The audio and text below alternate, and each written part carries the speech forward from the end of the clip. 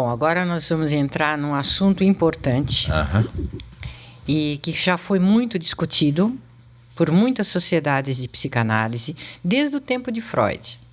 Imagine você, Mr. Jones, que ao contrário do que acontece hoje em alguns países do primeiro mundo, o Mr. or Dr. Freud costumava dizer que os médicos nunca deveriam ser psicanalistas. Ah, é? Que a profissão e a formação médica, aliás, ele era médico, então ele sentia na pele e nos outros médicos a impossibilidade praticamente de um médico ter essa abstração da vida psíquica. Suficiente, né? Que a tendência dos médicos é organicista, ver tudo de baixo para cima. E ele próprio via. Ele via a energia psíquica vindo das células para a vida psíquica e não vice-versa. Então ele levantou um problema muito interessante e existem cursos de medicina agora, recentemente, que estão abrindo muito esse campo, graças a Deus, para que os médicos comecem a considerar as influências intencionais, inconscientes, as emoções, como elas funcionam. E isso agora está crescendo muito. Quando eu comecei a minha formação, Dr. Kepp era pioneiro na Universidade de Medicina, na Faculdade de Medicina aqui da USP, do Hospital das Clínicas, onde ele tinha formado o primeiro grupo de estudos de psicanálise e de psicossomática do hospital e da faculdade. Então, havia aquela, vamos dizer, aquela desconfiança por parte dos médicos ainda.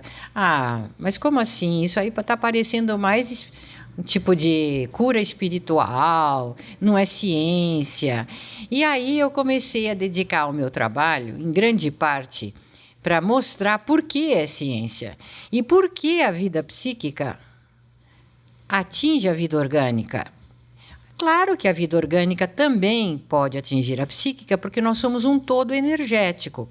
Então, se você sofre um acidente, se você é envenenado, se você, enfim...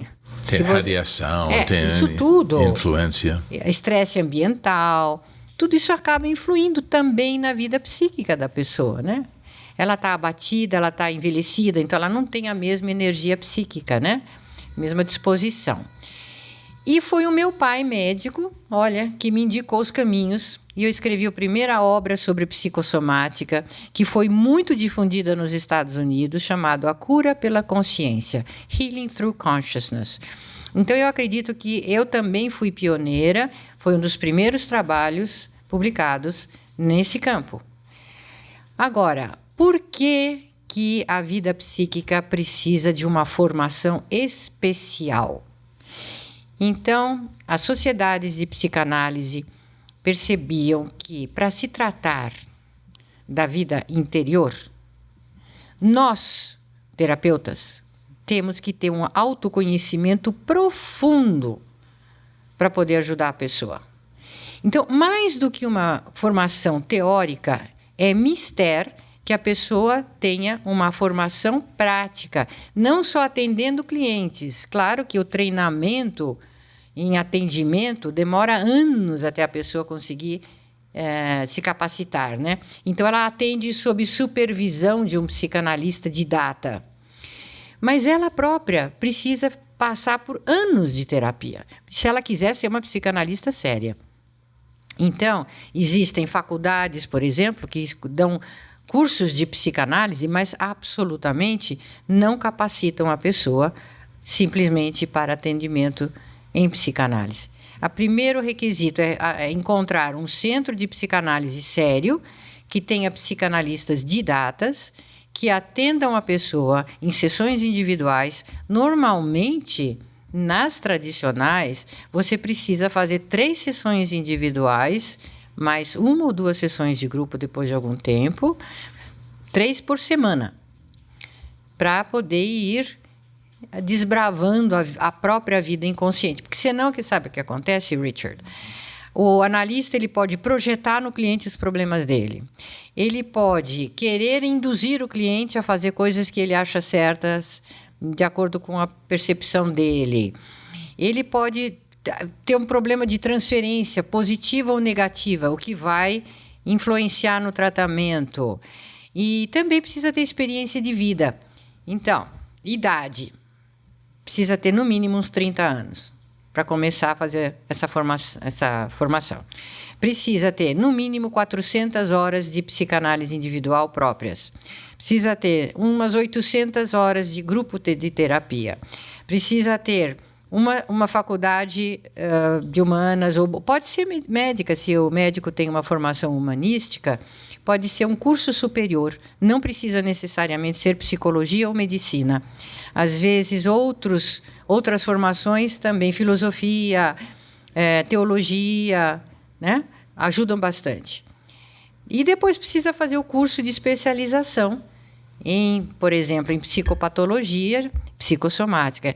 Então, não quero desencorajar essa pessoa. É um caminho difícil, mas é um caminho lindo, brilhante e extremamente necessário. Na nossa faculdade, na nossa sociedade de psicanálise, nós temos essa formação.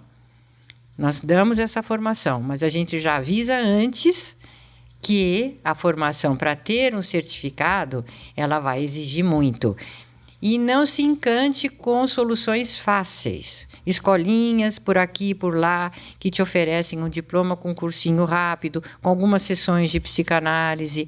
Porque quando você começar a atender um cliente, e se ele for um doente mais grave, ele vai fazer uma identificação projetiva com você, vai perceber que você não está ajudando, ou não está sendo esperta o suficiente para entender da doença dele, ele pode atacar, eles podem entrar numa projeção violenta e atacar o psicanalista, fisicamente, socialmente, difamar, projetar, processar, né? Caluniar. Então, é muito perigoso lidar com doentes mentais, viu?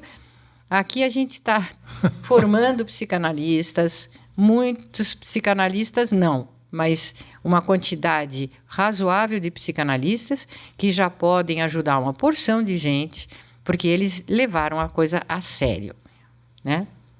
Mas não é fácil, não.